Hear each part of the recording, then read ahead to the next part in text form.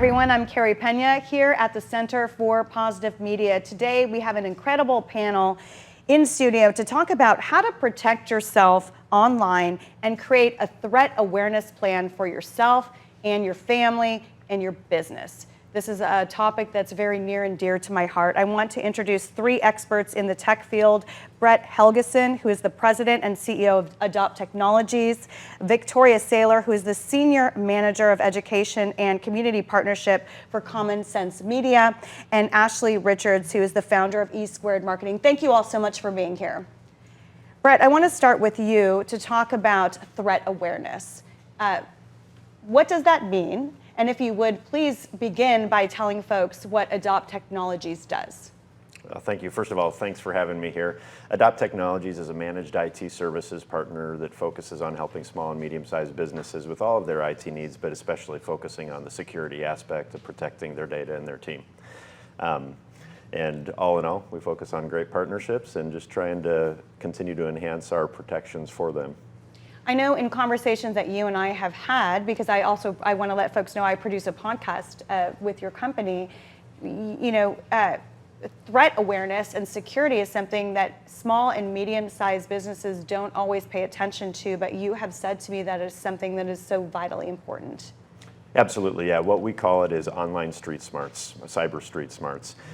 In today's day and age, it's really all about awareness. You certainly have to have a lot of protective measures in place, but there's so much that we can do because the biggest vulnerability is ourselves, honestly. So just making sure that we're making thoughtful decisions about things that are popping into our email boxes, things that we're posting online, how we're ultimately interacting with the internet, and you can mitigate a significant number of those threats.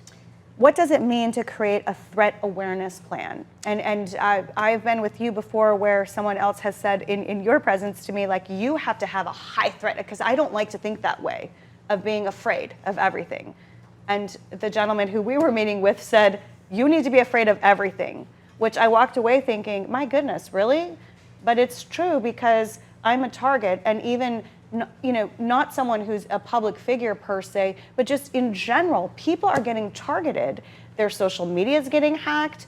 Their bank accounts are getting hacked. We're going to talk about some of this during this forum, and this is why I wanted to produce this, because it's extremely upsetting to me to see the vulnerabilities out there and you don't have a lot of recourse. Yeah, so from a threat awareness plan perspective, essentially what we try to do is accomplish creating a culture of security. So that starts with security education and training, absolutely. But the overall key to it all is just making sure that you want to have people that are aware of the threats, and malicious actors, to your point, the social engineering capabilities that they have anymore in most cases are created based on the information that people are willingly putting out there online. But then there's also for instance, I mean, Instagram, Facebook, personal information, personal pictures. When birth dates, yeah, you look at all of the information that's out there, where you went to college, things that you would use as security questions in many of those other areas, like your bank accounts, right, to recover passwords and things of that nature. So overall, there is just so much that you need to be conscientious of in terms of that. And then ultimately the things that are coming at you from email and other sources, because malicious actors are extremely sophisticated. The good guys are continuously trying to keep up, and they're developing consistently. So every day there are incredible amounts, like 250,000 types of new variants of threats and malicious viruses and things of that nature. So it's an ongoing battle. And it starts with just awareness and being able to disseminate what is and what is not a potential threat and risk. So you gave some really specific tips that we're going to talk about here. Ashley, I want to introduce you now. And you're going to talk about social media and tell folks what your company does. Yeah, so I'm the founder of E-Squared Marketing. We're a digital marketing agency, and we primarily curate content to go on these social media platforms, and then we manage these platforms on our clients' behalf. So right in the area that you're talking about, our wheelhouse is social media, and so we're managing these pages and a lot of content that's being pushed out there. What is your biggest concern as a manager of these pages? I have had several friends, I won't say their names now because I don't have permission to do so, but they've had their public figures who've had their Facebook accounts hacked, One of my friends who's a huge fitness influencer had her Instagram account hacked, and that was her main line of marketing, a huge account. She could not get it back. So what is your advice to people? And this is someone who has, connections, if you will. Yeah, and these hackers, as Brett alluded, are getting smart, and we're seeing that often. We're seeing emails come through to clients that are giving them a code to put in Facebook to reset their password, and they're forwarding these emails to us, and they look like they come from Facebook. They have the Facebook logo, the Meta logo. They look so real, and they're fraud. They're fraudulent, and thankfully they're passing them to us, and we know that they are fraud. So they're getting very smart, and so we're here to educate our clients on how to put these protocols in place on these platforms. Refreshing those privacy settings on their social media. The two-factor authentication I know can be a challenge, especially when working with third parties to help manage your pages, but those tools have been put in place to help with these types of areas and help reduce the hacking ability of your accounts. But it really is a scary time. It's a scary area. Definitely would encourage Facebook and Instagram and these platforms to have a little bit more communication and opportunities for people to gain their accounts back. That is a fear and a challenge for many. So it's navigating it every day with our clients and seeing what is out there to help protect them even more. So when you say the two-factor authentication, that has snagged a lot of people because they now have your phone number. So that can be off-putting because you get that on your phone and think, oh gosh, now I'm following along with the security protocol. Mm-hmm. So I'm going to enter in this code, which I will be honest and say that happened to me. And I could not believe that it actually happened to me. I was doing stuff with my kids and I got this and I thought, oh, it's on my phone. So I entered it in and it caused massive amounts of problems for me. And so I'm just wondering, what is your advice to the public who's watching this? I just don't want this to happen to other people. And I've had a friend of mine who they got into her Instagram account and she's a food blogger, and then they started sending out messages that she was recommending cookware, et cetera.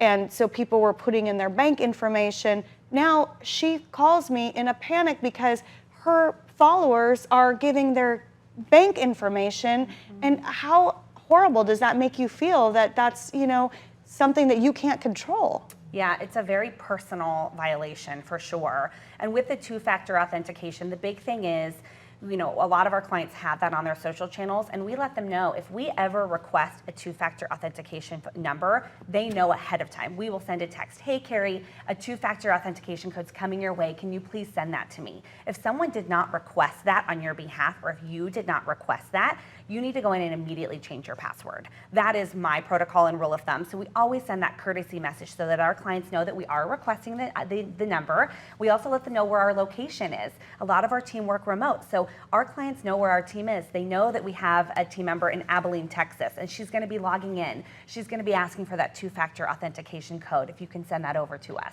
So it's really about communicating with those third parties that have access to your accounts and making sure that they did, in fact, request that number. And if they didn't, and we get that often, hey, did you request a two-factor? We did not. Let's go in and immediately change that password. Mm-hmm. Let's make sure that we're protecting that. So I think it's really important to have an open line of communication to whoever has access to those platforms and minimizing it. We use a lot of third-party software, so instead of my entire team being admins on your pages, we have one person, then it goes through a third-party company that is, again, just another shield. So we don't want as many holes in your accounts and as many hands in your accounts, but we have the ability to do that by using these third-party platforms.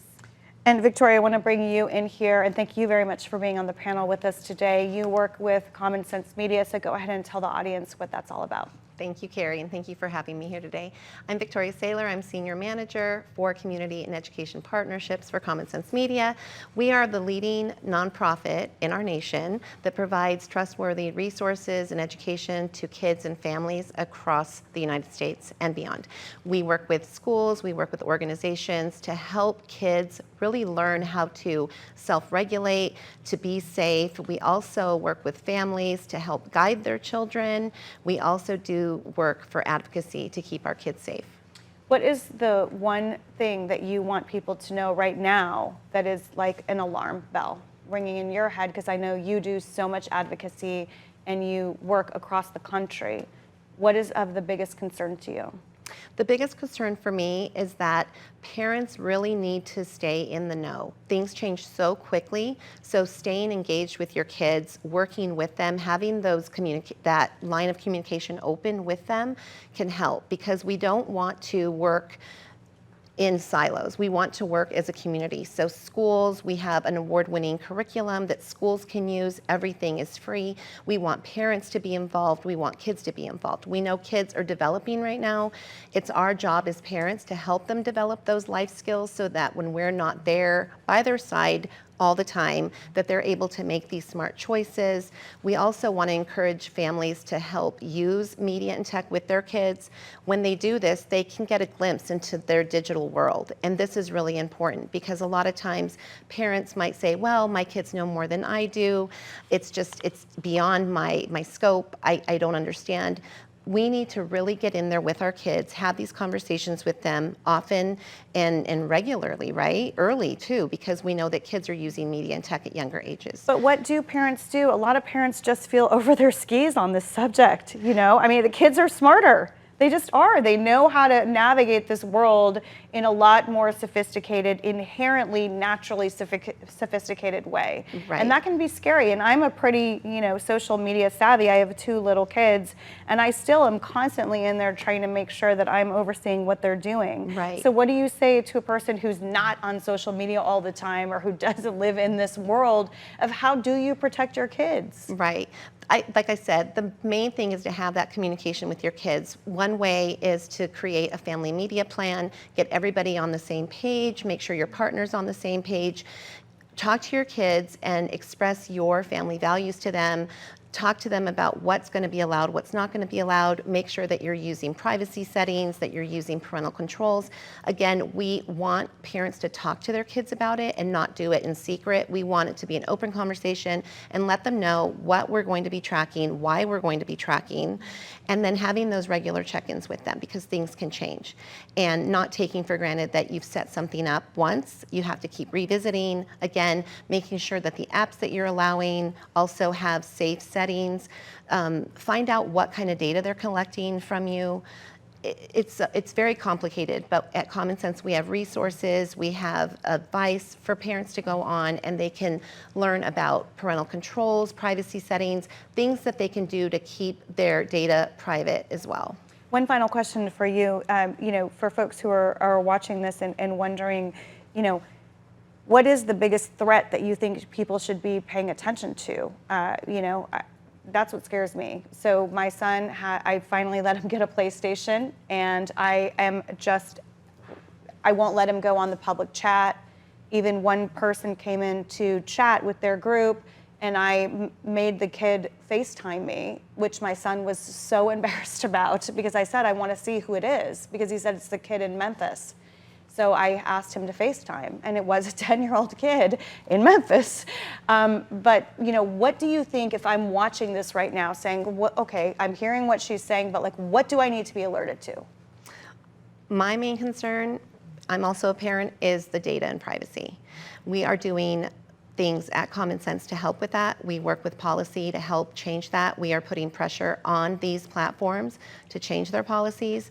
We helped pass a law that keeps 13-year-olds and younger safe with their data. They are not able to collect that data. So we have a long way to go. But I think that is one thing that as a parent also that I would be concerned with. Again, making sure that you are engaged with your kids, that you're constantly checking them. One thing that I do suggest is that the approach. A lot of times kids right now, they're wanting to spread their wings. If we come at them from a negative angle, they're not going to want to share with us. So if we come at it like, this is what I want because I care about you, show me what you're into, show me what you like. If you do that, they're going to be more apt to come to you if there is a problem. Letting them know you might come across something iffy.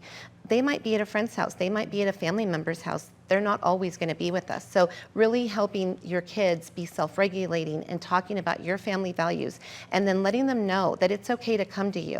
Sometimes kids come across something inappropriate, sometimes they're afraid they're going to be accused of looking at inappropriate things, so they don't want to come to us. So just letting them know, we know the internet is a scary place. You might come across something that's inappropriate. I want you to know that you can come to me with anything, and we're going to help you get through this together. Really, really good tips. And Common Sense does such great work. So thank you so much for all of that. Brett, I want to circle back to you. You sent a great list of, I asked you, what's your to-do list for folks? And you said evaluate use of strong passwords, utilizing dual factor authentication, educating yourself, utilize these good antivirus solutions on your computers, disable cookies when browsing, and only go to trusted websites. So, there's a lot there. And what happens a lot of times is people are moving fast, right? So you might click on something and then you're like, oh my gosh, what have I done? So what would you tell people about this list that you sent and just how to kind of absorb this information in a way that's not fear-based, that's proactive? Well, I think those are like some of the basics, right? So a lot of people really get confused with passwords and they get overwhelmed with, you should have different passwords for all the different websites. You should have complexity. It's all about length rather than, shorter with a bunch of symbols and caps and all that. And so it's really amazing when you look at like passwords and length, it's, you go from days or months to 150 years when you start to get up into a number that is high in terms of quantity of password characters. And so overall, it is very much focused on just trying to understand that the threats are out there, doing everything that's within your control, because it can be extremely overwhelming. So the dual factor authentication, not going to sites that you think. When you see things that you don't expect to see, whether it be that surprising text that you receive, or email, or attachments that are coming from people that you haven't talked to in a long time. The thing that's people have not done much anymore is they don't pick up the phone. It's extremely easy to pick up the phone and just make a phone call and say, did you send this to me? Or to your point about the social media accounts, you're going to be receiving a text from you with this code. So just communication and general awareness, working with each other, and that's what it is. It really is such a group effort, and on the parenting side, it's overwhelming. There's no doubt, because to your point, the kids are so technically savvy that in many cases they can go around and circumvent things that we as parents think are pretty strong protocols, and then the next thing you know, they're in places they probably shouldn't be. What is your concern? Because you are a very modest person, but you're like a tech superstar. I mean, the company you've built is really an amazing company. And I'm just wondering, I know a lot of concern you have surrounds small and medium businesses, and they just don't have the budgets to have this whole big team. And if you're a company that's relying on, authentic marketing, and then some, horrible person steals your account and all this, like, what do you do? That is one thing that I am not an expert on. When it comes to the social media aspects, I do not have all of those wonderful contacts that these individuals have.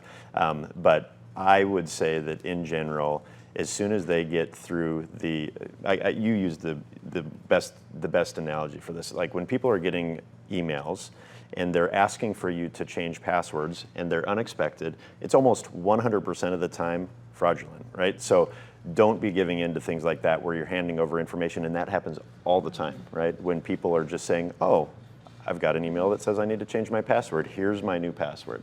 And it takes you to the website and the account that looks just like Meta or Facebook or Instagram or Wells Fargo, right? And then now you're actively handing things over to the malicious actors. That just has to make you feel so bad, because I know you have a heart for small business owners. It's heartbreaking when you legitimately see that somebody has actually executed a wire transfer for $100,000, which I have been on the other end of that call, and they're amazed that they can't get that money back, or that it's actually some malicious attempt and they've just been completely robbed and stolen from. It's horrific. It really is. It can end a business. It can end a business. And Ash, I want to ask you one final question here. And just as we close out, I want to say that I had the CEO of a major hospital group here in the studio with me not long ago. And he told me a story about how his wife received a phone call saying that their son had been kidnapped. And the person on the other end, now I've reported on these things called the grandparent scam for television, but what he reported to me was that they had the school that the child went to, the name, enough information so the wife freaked out, which I could understand, you know? And so then they're asking for money, and then you get into this moment. And then I started thinking, how could that happen? My assumption is they looked at her Facebook and they see, oh, little Landon, it goes to this school, and she's put, you know, innocently enough, she's put enough information. Is that, I'm assuming, how that happens? Absolutely, especially for you know, these public figures, if they're being really proactive in sharing their life on these platforms. You know, there is a sense of need of authenticity in these platforms. So if you're out celebrating your son's birthday or your marriage, or, you know, today's 10 years married, or I'm back at the high school that I went to high school with, that is all data and all information that people need to know about you. Exactly what Brett said. If your password recovery is what high school did you go to, and if I can go to your Facebook and see you went to this high school, I don't know the answer to that. So it really is important. It's a balance. You want to be vulnerable, especially as a public figure, to talk about and be humanizing who you are, but you have to be really cautious because all of that is information that's indexed about you and stored that people can use against you. And I really want to say too that there really is no platform or website or app that is safe. So you have to have a high alert on everything. I've seen people that have had Venmo hacks. Again, you're like, well, I'm just sending $50 to my friend. Well, I've seen hacks happen there. So there's a lot, these scammers are getting very creative, and they're gonna go into any little, you know, area that they can get into, whether it's a website, whether it's a phone call, the example you shared. So you really need to be high alert. And, you know, as consumers and as business owners, we're moving fast, right? Everybody is. You're going through your emails, you see an email from Wells Fargo, you automatically assume that it is accurate and correct. So people need to take a step in there to refresh, take a breath, and really think about if that is an accurate email, because they do a really good job at making it look as authentic as possible. So and if never you're click moving on fast, an outside link. absolutely not. I would recommend refreshing it. If you get a website email or an email that says, here's your code for Facebook, instead of just saying, oh, here's my code, I'm gonna go to Facebook. Did someone request that? Did I know that that was coming? Take those extra few seconds to really think about if that was something in your wheelhouse. You know, my bookkeeper sent an email, hey, I'm expecting a code from your bank. So I knew it was coming. I've definitely gotten emails with codes from my bank that was not me. So I immediately send it to the people that I know that have access to that. Hey, did you request that? No, wasn't me. Okay, great, I'm gonna go in and reset my password. So taking those extra few steps, I know it's a pain, I know it's extra time that you're spending, it could really save you to making sure that it's authentic. I know this is probably a whole different show, but what are the social media companies doing to advocate for consumers? Yeah, it's really about awareness. If you're using an agency like ours, we are doing a way better job at advocating for our clients and talking through this, exactly what I mentioned to you. Hey, if we're gonna request a code, you're gonna know about it. Hey, if we see some messages coming in that are of concern, you're gonna know about it. So monitoring it. A lot of this happens too when people are not utilizing and monitoring their accounts close enough. They see that as an opportunity to get in there, and they're gonna be able to hack it longer until someone notices. But you know, it's just so frustrating because even like my uncle who's in Florida, poor guy, he must have gotten hacked. And I'm getting all of these, have you seen this videos? And I told my mom, please tell Uncle Dave he got hacked. And she's like, he doesn't know what to do. Like, does he, you know what I mean? So Yeah. it's just crazy because there's no real way that you can get in touch with the social media organization. So you have to, even if you're just, you know, my Uncle Dave in Florida, who's a Yeah. retired basketball coach, you know, it's like, how do you work against this nefarious action? So Yeah, and my last note too to recommend is if you're not using a platform anymore, say you decide not to use Instagram, or your uncle is just not at a capacity to be managing these pages anymore, or even if someone passes away, that should be part of your plan, is to disable and delete that account. Because I've had people, you know, I had a grandfather that had passed away, and guess what? Someone hacked his Facebook. And so there's pushing out content on that. So those are still holes that need to be filled, and so that needs to be part of your longer term plan too. If it's an account you're not using anymore, remove it, disable it, so that way no one can still take the identity side of it, even if you're not even utilizing it on a day-to-day basis. And we'll get a final thought from each one of you, but just to my Uncle Dave, he just wants to see family photos. He's just trying to go on to see family photos, poor guy. So Ash, final note from you, and then I'll go to each one of you. Just what do you want to leave the audience with to really take away? Yeah, I'm gonna give some homework. I recommend going to every single one of your social media platforms and diving into the privacy settings. Every single one, Venmo, Facebook, LinkedIn, Instagram, Go through all of them. Hit that privacy section, take an hour of your day to go through all of them, and make sure they're set where you want them.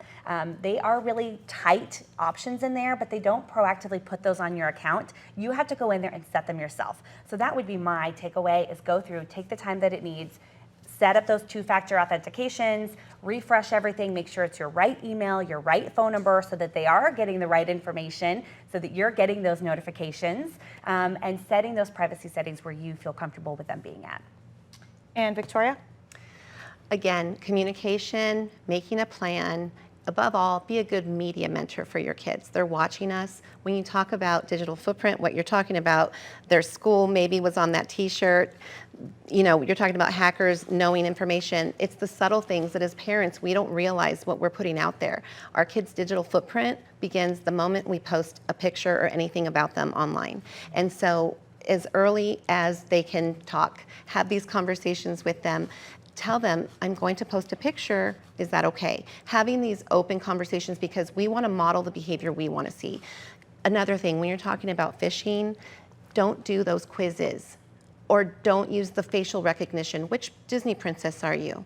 Parents think it's fun, they're taking our data. So be careful, be thoughtful, come at them again from a positive angle, and then again, visit early and often. I like that, because you were saying talk to your kids, but not in a fear-based way. That's really important. And Brett, we'll close with you. Yeah, I have two pretty basic ones. I think you need to make sure that you're leveraging the security components that are available to you. So, as an example, a lot of bank accounts, retirement accounts, social media accounts, they'll give you the opportunity to enforce dual-factor authentication, and many people don't turn that on. So making sure that you do that is one of those things that's really important. Outside of that, just making sure that, no different than when you're walking down the street in a neighborhood that may be a little rough, or even just in general, right? You're gonna have your spidey senses on. No different with online activity. So much of the services that we consume are online, are business, personal, and otherwise, that you just really need to be conscientious. And lastly, never click on a link through an email. Rather than going to the website through an email, if it's a password change or any type of account notification, go out of the email, go directly to the website that you know is legitimate, and access it that way. And in many cases, what you'll find is there's actually no password change required. I appreciate all of you so much for coming in today. Thank you very much. This is part of a series of community journalism that we're producing. I mean, it's just really to help people. This bothers me, and I just hate to see people vulnerable to all of this nefarious activity. So thank you all so very much. And thanks to all of you for watching. I'm Carrie Pena, coming to you here from the Center for Positive Media. Take good care.